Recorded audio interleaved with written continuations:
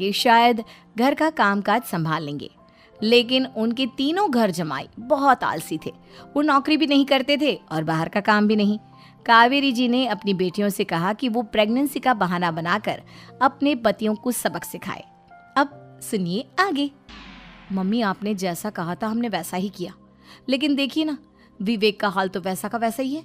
घर में ना सुबह का नाश्ता बनता है और ना खाना। नौकरी पर जाने की बात करूं तो खाने को दौड़ते हैं मुझे। हाँ मम्मी, मैंने भी सुमित को कितनी बार कहा कि अगर नौकरी नहीं करनी तो कोई छोटी सी दुकान ही खोल लो। घर का खर्चा कैसे चलेगा? देखो दोपहर के 12 बजने आए और जनाब अभी तक सो रहे हैं।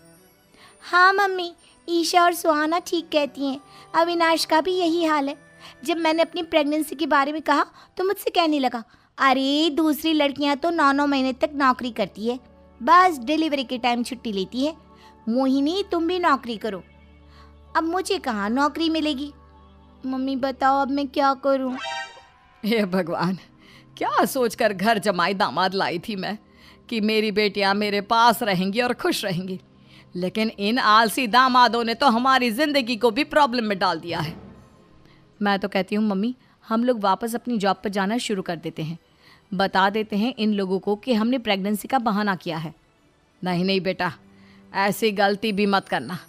अगर तुमने ऐसा किया तो इन तीनों की आदत और ख़राब हो जाएगी।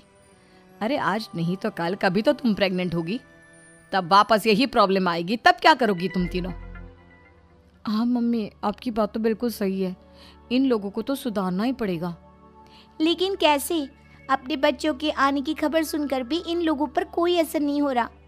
पैसे कमाने के लिए घर से बाहर निकलना ही नहीं चाहते ये तीनों। अब मेरे दिमाग में एक प्लान आया है। तुम तीनों चिंता मत करो, उन तीनों को बुलाओ, फिर मैं बात करती हूँ। थोड़ी देर बाद कावेरी जी अपने तीनों दामादों को सामने बुलाकर अपनी बात कहना शुरू करती हैं।